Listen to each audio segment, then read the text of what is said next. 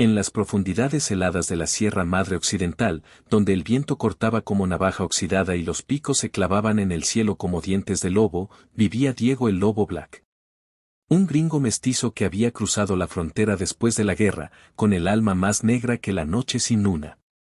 Su cabaña de troncos, escondida a 2000 metros de altura, era un sepulcro de piedra y silencio.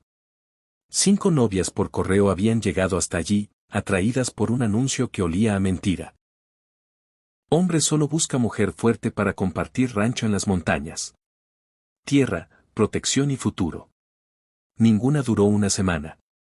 La primera, una rubia de Sonora, salió corriendo la tercera noche cuando un oso grizzly destrozó el corral y Diego ni siquiera parpadeó para ayudarla.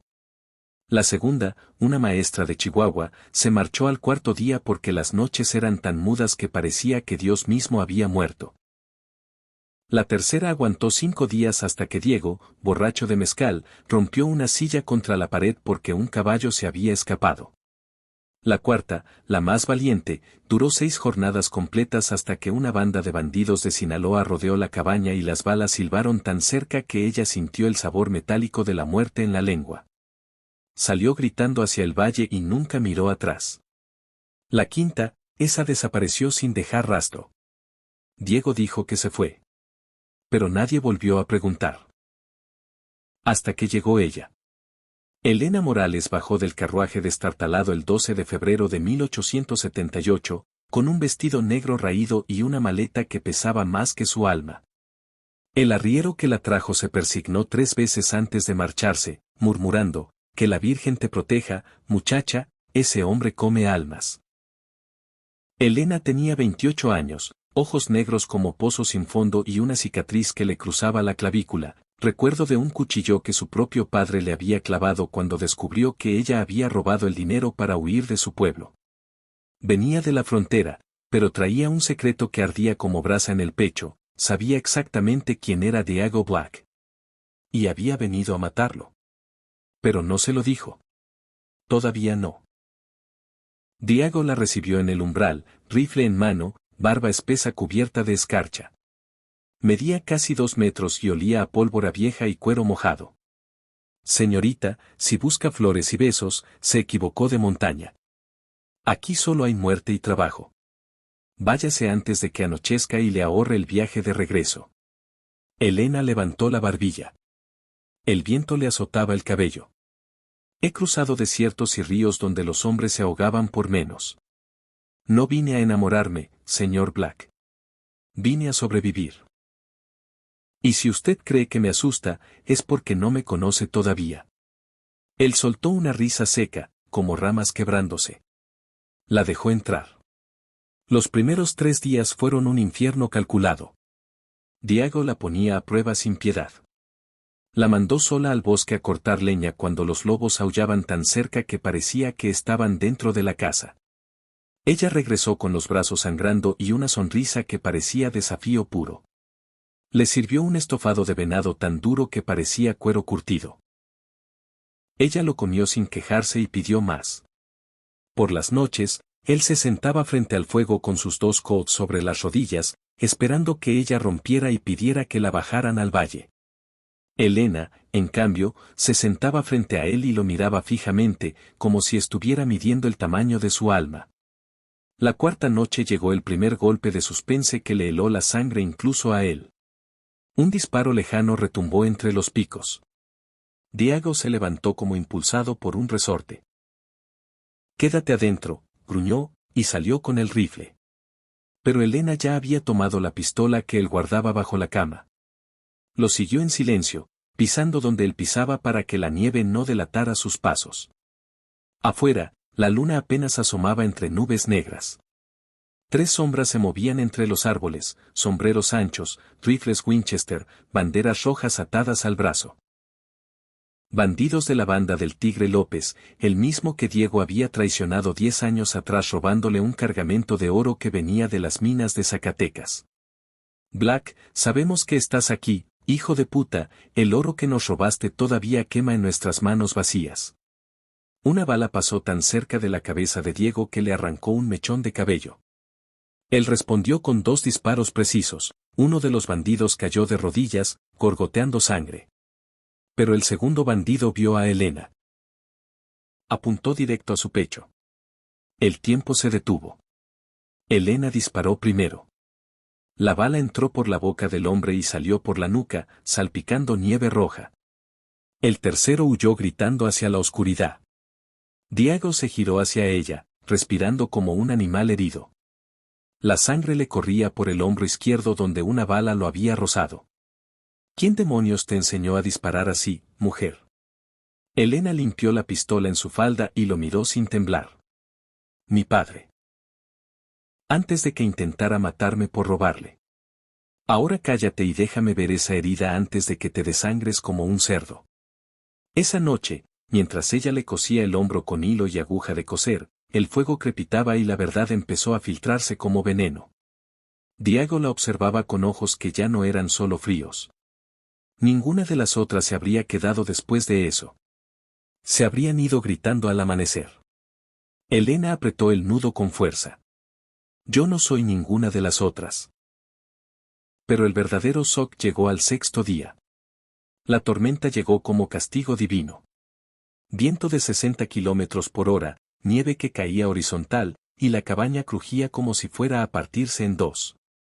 Diego y Elena estaban atrapados, sin poder salir ni siquiera a buscar más leña. Fue entonces cuando llamaron a la puerta. 3 golpes secos que no eran del viento. Diego tomó su rifle. Elena tomó el suyo. Abrieron.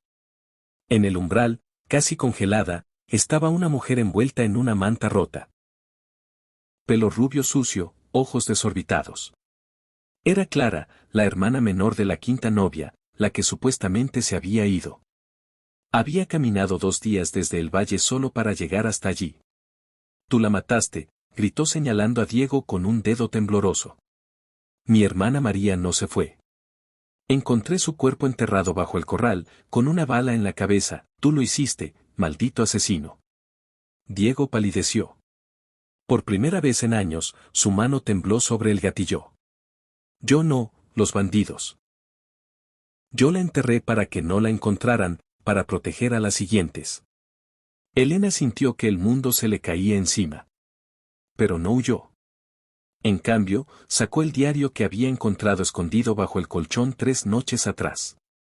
Lo abrió en la página donde Diego había escrito con letra temblorosa: María murió defendiendo la cabaña. Los hombres del Tigre la acribillaron. La enterré bajo el álamo. Que Dios me perdone por no contarlo. Clara se abalanzó con un cuchillo que sacó de la bota. La hoja brilló. Elena se interpuso. Lucharon cuerpo a cuerpo sobre el suelo de tierra. La hermana gritaba, Elena la sujetaba con fuerza sobrehumana. Diego, herido todavía, logró desarmarla. Y entonces llegó el golpe más choqueante de todos. Clara, sangrando por la boca, miró a Elena y soltó una risa rota. Tú eres la hija del Tigre López. La que él mandó aquí para matarlo, lo sé todo, viniste a vengar a tu padre al que Black mató hace 10 años. El silencio fue tan denso que se podía cortar con machete. Elena soltó el cuchillo. Miró a Diego a los ojos. Lágrimas que nunca había llorado le quemaban las mejillas. Es verdad. Mi padre era el Tigre. Me envió con el anuncio falso para que me casara contigo y te clavara un cuchillo mientras dormías. Pero, después de verte luchar, después de verte cargar con la culpa de María, ya no pude. Me quedé porque por primera vez en mi vida encontré a alguien tan roto como yo. Diego se dejó caer contra la pared. La tormenta rugía afuera como si el diablo mismo estuviera celebrando. Entonces mátame ahora. Termina lo que viniste a hacer. Elena se acercó. Le tomó la cara entre las manos ensangrentadas. No. Me quedo. Porque esta montaña ya no es tuya sola. Ahora es nuestra tumba, o nuestro hogar. La 7ª noche fue el infierno definitivo. Los bandidos regresaron. 20 hombres esta vez. El Tigre López había muerto, pero su segundo al mando, el carnicero Ruiz, quería el oro que Diego todavía escondía en una cueva bajo la cabaña. Llegaron con antorchas y gritos. La cabaña ardió por los 4 costados. Balas atravesaban las paredes como lluvia de plomo. Diego y Elena luchaban espalda con espalda, recargando sin parar. Clara, arrepentida al final, tomó un rifle y disparó desde la ventana hasta que una bala le atravesó el pecho. Cayó sin un grito. Diego recibió 2 balas. Una en la pierna, otra en las costillas. Sangraba como un toro en la plaza. Elena, con el vestido hecho jirones y la cara negra de pólvora, lo arrastró hacia la trampilla que llevaba a la cueva del oro. Vamos, no te mueras ahora, cabrón. Bajaron. La cueva era un laberinto húmedo. Afuera, los bandidos quemaban todo. Elena encontró el cofre. No era oro. Eran documentos. Pruebas de que Diego había robado el oro para entregárselo en secreto a las viudas de los mineros asesinados por el Tigre. Un acto de redención que nadie conocía. El carnicero bajó con 3 hombres. La pelea fue brutal. Cuchillos, puños, dientes. Elena clavó su cuchillo en el cuello del carnicero mientras Diego le disparaba al último bandido a quemarropa. El silencio que siguió fue tan absoluto que parecía que la montaña misma había muerto. Diego se derrumbó. Elena lo sostuvo. Ya no hay más novias por correo. Solo yo. Y no me voy a ir. Nunca. Él la miró con ojos que por primera vez brillaban con algo parecido a la vida. Entonces cásate conmigo de verdad, Elena Morales. Aquí, bajo la tierra que casi nos mata. Ella rió entre lágrimas. Ya estamos casados, idiota. Desde el momento en que disparé a tu lado. Arriba, la cabaña ardía hasta los cimientos. Pero abajo, en la cueva, encontraron un pasadizo que llevaba a otro valle. Salieron al amanecer del 8º día, llevando solo lo que pudieron, 2 rifles, un caballo que habían salvado y el cofre con los documentos que limpiarían el nombre de Diego para siempre. Caminaron hacia el sur, hacia un rancho pequeño que nadie conocía. La nieve dejó de caer. El sol salió por primera vez en semanas, tiñendo las montañas de oro.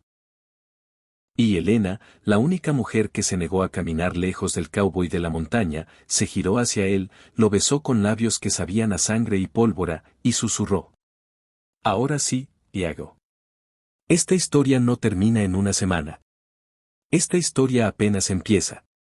Los años que siguieron fueron duros, pero nunca solitarios. Tuvieron 3 hijos que crecieron sabiendo disparar antes de caminar. Diego dejó de ser el lobo.